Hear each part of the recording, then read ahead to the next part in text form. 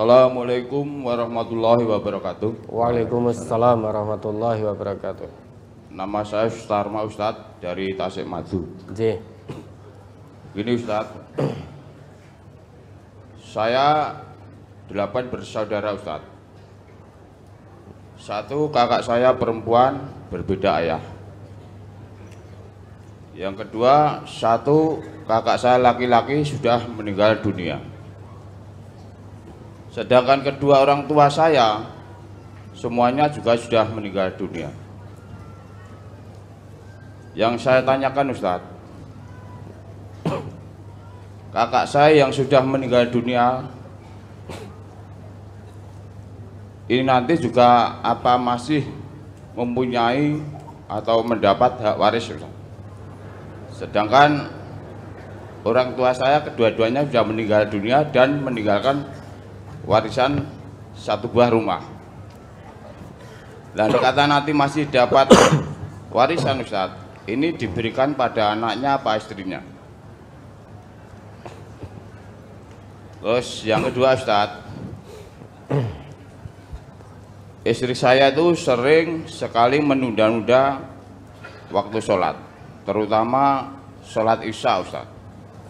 Padahal hampir setiap hari sudah saya tegur, saya ingatkan, kalau kamu sering menunda-nunda sholat, kamu termasuk ciri-cirinya orang munafik.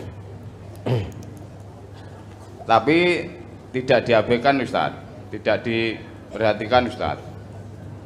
Alasannya nanti kalau sholat malam tidak bisa atau tidak bisa bangun begitu. Terus yang terakhir Ustadz, apakah anak saya mau menikahi dengan anaknya adik saya, itu boleh Ustadz? Demikianlah pertanyaan yang saya sampaikan Ustadz. Terima kasih atas jawabannya. Assalamualaikum warahmatullahi wabarakatuh. Waalaikumsalam warahmatullahi wabarakatuh. Orang tua sudah meninggal semua, meninggalkan satu rumah sebagai harta warisan. 8 bersaudara, yang satu sudah meninggal dunia. Apakah kakak yang sudah meninggal tadi masih berhak mendapat warisan? Ya kan sudah meninggal dunia. Namun demikian, keluarganya yang masih hidup tadi untuk menyambung silaturahim, hubungan kerabat yang baik, maka mbok ya diberi dari hasil penjualan rumah itu. Kalau dikatakan apakah anak yang meninggal tadi masih menjadi ahli waris, ya tentu tidak, wong sudah meninggal. Namun demikian kita sebagai orang Islam hendaknya memberi pada anak istrinya tadi. Maka kalau itu bisa dibagi, anak yang sudah meninggal tadi ya lebih baik bagiannya diberikan kepada anak istri. Kan kakak tadi punya anak juga masih punya istri. Itu untuk menyambung hubungan baik, menyambung hubungan silaturahim. Jangan sampai bapaknya sudah meninggal lantas kemudian hubungan dengan keluarga yang lain menjadi terputus. Apalagi gara-gara masalah warisan. Meski tidak lagi menjadi bagian dari ahli waris, namun diberi. Lah, tadi yang meninggal siapa dulu? Kakak atau orang tua dulu? Moga Bapak bisa disambung karena ini terkait dengan jawabannya. Kakak dulu. Kakak dulu ya. Nah, kalau kakak dulu, maka begitu orang tua meninggal, ya kakaknya tidak menjadi ahli waris, wong sudah meninggal duluan. Tetapi diberi, ya, tetap diberi. Beda ceritanya, kalau yang meninggal orang tua duluan, maka kakak tadi itu menjadi ahli waris. Lah jangan ditunda-tunda sampai akhirnya kakak juga ikut meninggal. Lah kalau kakak meninggal maka bagiannya berikan kepada anak-anaknya. Karena tadi yang meninggal orang tuanya dulu, kalau yang meninggal orang tuanya dulu. Lah ini yang meninggal kakaknya terlebih dahulu. Maka tidak ada salahnya tetap diberi. Ya, kemudian yang kedua, istri menunda sholat terutama isya. Andai kata istri panjenengan mengetahui, ya, lau ya'lamun nas ma fin nidai wassafil awwali summa lam yajidu illa ayyastahimu alaihi lastahamu. Jika manusia itu mengetahui kebaikan apa dalam seruan sholat, artinya dalam adzan, dan kebaikan apa yang ada pada shaf pertama, kemudian dia tidak mendapatkan shaf pertama itu kecuali dengan berundi, niscaya dia akan berundi. Walau ya'lamuna ma fit tahjir lastabaku ilaihi. Andai kata manusia itu mengetahui kebaikan apa yang ada pada datang awal waktu sholat zuhur, niscaya manusia akan berlomba untuk mendapatkan itu. Sehingga berusaha untuk datang awal di waktu sholat zuhur. Kalau manusia mengetahui, niscaya manusia akan berlomba mendapatkan itu. Tidak lagi menunda-nunda. Walau ya'lamuna ma fil atamati was-subhi la atauhuma walau habwan. Dan jika manusia itu mengetahui kebaikan apa yang terdapat dalam sholat isya berjamaah dan sholat subuh berjamaah, niscaya mereka akan mendatangi sholat isya dan subuh secara berjamaah meski dengan merangkak.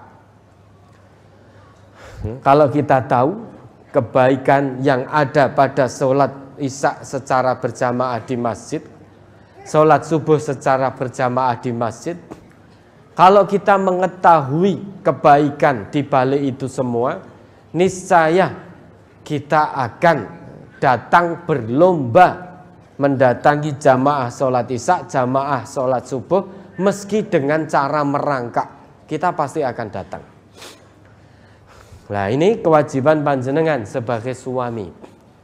Selain memberi nasihat, diberi contoh, diajak istrinya untuk sholat isya di awal waktu. Lah nanti di sepertiga malam ya bangun mengerjakan sholat tahajud. Ya, jangan ditunda-tunda. Betul, menunda sholat itu seperti itu sifat sholatnya orang munafik. Orang munafik itu punya ciri, yaitu suka ngendi-ngendi sholat. Ah engkau sik, ah engkau sik. Yajlisu yarkubus syamsa, menunggu dan mengintai matahari. Hatta idza kanat baina qarnay syaiton qama fanaqaraha arba'an wala yadhkurullah fiha illa qalila. Itu sifatnya orang munafik. Ya, kalau kita menunggu sambil mengintai jam. Kalau dulu sambil mengintai matahari, oh masih belum mau tenggelam, sehingga masih ada waktu sholat asar. Engkose.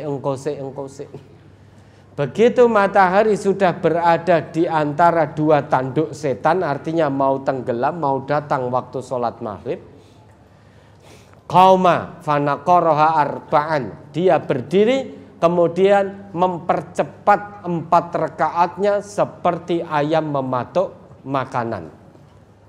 Wala yadhkurullah fiha illa qalila. Dia tidak akan menyebut Allah dalam sholatnya itu meski kecuali hanya sedikit. Itu sifatnya orang munafik.